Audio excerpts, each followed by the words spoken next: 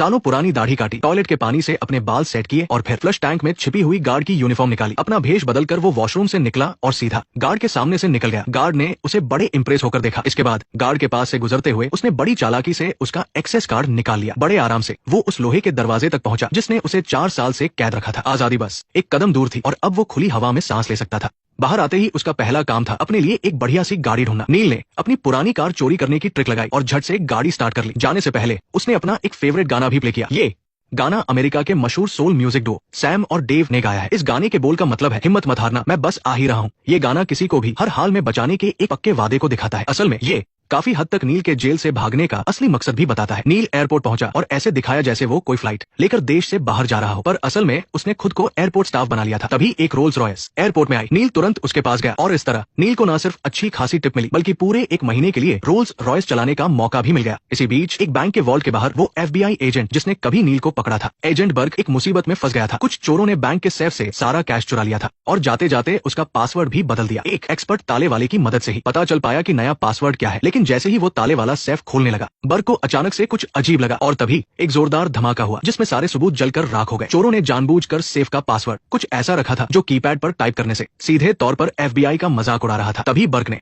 धमाके के बाद अपने ऊपर गिरा एक मेटल का तार उठाया। उसने अपनी टीम से पूछा कि ये क्या है, पर किसी के पास कोई जवाब नहीं था। एक तरफ बर्ग सबूत मिट जाने से परेशान था, तभी उसके असिस्टेंट ने आकर उसे एक और बुरी खबर दे दी। जिस मास्टरमाइंड आर्ट फॉर्जर नील को उसने 5 साल की मेहनत के बाद जेल भेजा था, वो बड़ी आसानी से जेल तोड़कर भाग गया था। क्योंकि बर्ग नील को सबसे अच्छी तरह जानता था, इसलिए उसे दोबारा पकड़ने की जिम्मेदारी भी उसी पर आ गई। बर्ग जब जेल पहुंचा तो उसने देखा कि नील की सेल की दीवार पर एक एक दिन का हिसाब खुरच कर लिखा हुआ था। साफ था कि नील हमेशा से जल्द बाहर जाने का इंतजार कर रहा था। उसकी सजा में सिर्फ 3 महीने बचे थे, फिर भी वो भाग गया। पक्का कोई बहुत बड़ी बात हुई होगी। बर्ग ने तुरंत उसके विजिटर रिकॉर्ड्स चेक किए। रिकॉर्ड से पता चला कि नील की गर्लफ्रेंड हर हफ्ते उससे मिलने आती थी, लेकिन पिछले हफ्ते वो नहीं आई। उन दोनों की मुलाकात की वीडियो में कोई आवाज नहीं थी, इसलिए बर्ग ने बात समझने के लिए उनकी लिप रीडिंग करने का फैसला किया। वो कह रही थी, तुम किसी मुसीबत में पड़ जाओगे, तुम किसी मुसीबत में पड़ जाओगे, तुम किसी मुसीबत में फंस जाओगे। मैंने कहा ना, तुम किसी मुसीबत में पड़ जाओगे, तुम पक्का किसी मुसीबत में पड़ जाओगे। ये विदाई वाले शब्द सुनकर बर्ग समझ गया कि नील के भागने का सीधा कनेक्शन उसकी गर्लफ्रेंड केट से है। उसे केट का घर का पता भी मालूम था और बिल्कुल वैसा ही हुआ। नील वहीं जमीन पर बैठा हाथ में खाली बोतल पकड़े सोच में डूबा हुआ मिला। बर्ग का शक बिल्कुल सही निकला। नील अपनी गर्लफ्रेंड की वजह से ही जेल से भागा था, बस वो थोड़ा लेट हो गया। केट पहले ही वहां से जा चुकी थी और नील के लिए सिर्फ ये एक खाली बोतल छोड़ गई। नील को जेल से भागने की भारी कीमत चुकानी पड़ी। उसकी सजा में 4 साल और जोड़ दिए गए, लेकिन सजा बढ़ने से ज्यादा उसे केट के जाने का गम था। वो पूरी तरह टूट चुका था। जब नील चुपचाप सरेंडर करके दूसरी बार बर्ग के हाथों अरेस्ट होने ही वाला था, तभी उसकी नजर बर्ग के कंधे पर लगे उसी मेटल के तार पर पड़ी। वो मास्टर आर्ट फॉर्जर था, तो जाहिर है इन चीजों का एक्सपर्ट भी था। उसने एक नजर में ही पहचान लिया कि वो क्या है। नील ने बर्ग के साथ एक डील करनी चाहिए। उसने बताया कि ये नया कनाडियन $100 का नोट बनाने में इस्तेमाल होने वाला सिक्योरिटी थ्रेड है। इसके बदले में उसने बर्ग से जेल में उससे मिलने आने की शर्त रखी। शुरू में तो बर्ग ने उसकी बात पर ध्यान नहीं दिया, लेकिन तभी उसके असिस्टेंट ने आकर नील की बात को सच साबित कर दिया। सिर्फ एक सिक्योरिटी थ्रेड की वजह से ये केस एक बड़ा इंटरनेशनल मामला बन गया। बर्ग अपने वादे के मुताबिक जेल पहुंचा। नील को पहले से ही पता था कि वो आएगा। उसने कहा कि जिसने सेफ का पासवर्ड बदला है वो उस डच आदमी को बहुत अच्छे से जानता है। वो ये इंटरनेशनल केस सॉल्व करने में बर्ग की मदद कर सकता है, लेकिन शर्त ये है कि बर्ग उसे एक स्पेशल कंसल्टेंट बनाकर जेल से बाहर निकाले। लेकिन बर्ग ने उसकी ये डील ठुकरा दी, क्योंकि जिस आदमी को पकड़ने में उसने 5 साल लगाए हों वो उस पर भरोसा नहीं कर सकता था। नील को दोबारा सेल में बंद कर दिया गया। दीवार पर बनाए निशानों को देखते हुए उसे एहसास हुआ कि अब उसे फिर से अपनी जिंदगी के 4 साल यहाँ बर्बाद करने होंगे।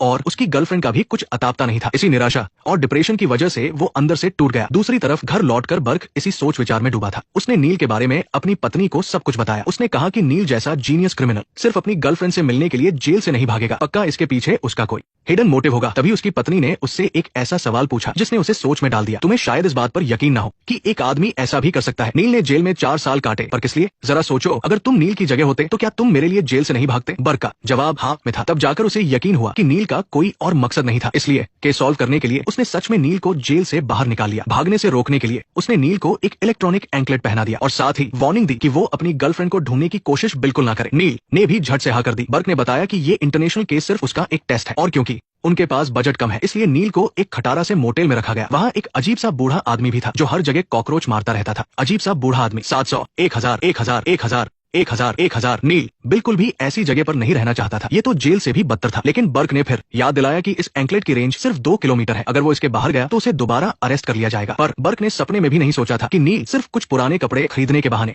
एक अमीर विधवा से जान पहचान बढ़ा लेगा जो अपने पति के कपड़े दान कर रही थी। ये पता चलते ही नील ने अपना चार्म दिखाया। अपने गुड लुक्स और गजब की बातों से उसने तुरंत उस अमीर औरत को उसके गुजरे हुए पति की याद दिला दी। उस औरत ने न सिर्फ वो सारे कपड़े नील को दे दिए बल्कि उसे अपने घर भी इनवाइट किया। क्या तुम यही आसपास रहते हो? ज्यादा दूर नहीं। अगले दिन जब बर्क उस खटारा मोटेल में नील को ढूंढने आया तो उसे वहाँ सिर्फ एक चिट्ठी मिली। उस चिट्ठी में नील का नया एड्रेस लिखा हुआ था, लेकिन जब बर्क उस एड्रेस पर पहुंचा तो वहाँ एक बहुत ही आलीशान हवेली देखकर दंग रह गया। शुक्रिया, मुझे लगता है मैं गलत पते पर आ गया हूँ। तुम पक्का पीटोगे। मैं नील कैफरी को ढूंढ रहा हूँ। वो ऊपर कमरे में है। ऊपर कमरे में पहुंचते ही बर्क की आंखें फटी की फटी रह गई। ये एक ऐसी लग्जरी लाइफस्टाइल थी जिसके बारे में वो सोच भी नहीं सकता था। लेकिन नील बड़े आराम से न्यूज़पेपर पढ़ते हुए कॉफी पी रहा था। बर्क ने तुरंत उससे पूछा कि उसने ये सब कैसे किया। नील ने बताया कि वो बस उस औरत की गाड़ियां मेंटेन करता है और उसकी पोती का ख्याल रखता है। बदले में उसे यहाँ रहने की जगह मिल गई। बर्क ने तुरंत उसका मजाक उड़ाते हुए कहा कि क्या वो यहाँ कोई नौकर है? तभी वो पोती उनके सामने आ गई। बर्क को यकीन ही नहीं हुआ। बर्क जलन के मारे लाल हो गया। नील ने सिर्फ आधे दिन में वो सब हासिल कर लिया था जो बर्क पूरी जिंदगी में भी नहीं पा सकता था। उसने खींचते हुए नील को जल्दी से कपड़े बदलने के लिए कहा और खुद चुपके से वहाँ की महंगी कॉफी के मजे लेने लगा। वाह क्या बात है, ये कॉफी तो सच में लाजवाब है। ये इसके पैर में जो बंधा है, क्या ये कोई क्रिमिनल है? हाँ, पर वो नील के कपड़े बदलने के बाद वो दोनों एयरपोर्ट के लिए निकल पड़े। दरअसल असिस्टेंट को कस्टम से खबर मिली थी। इमिग्रेशन वालों ने एक डच आदमी के लगेज से कुछ बक्से पकड़े थे जो स्नो वाइट की पुरानी किताबों से भरे हुए थे। और हैरानी की बात यह थी कि इससे पहले भी वो 3 बार ऐसे ही स्नो वाइट की किताबों के बक्से लेकर आया था। बर्क काफी देर तक उन किताबों को देखता रहा पर उसे उनमें कुछ भी अजीब नहीं लगा। उसने तुरंत उस डच आदमी से पूछताछ करने का फैसला किया क्योंकि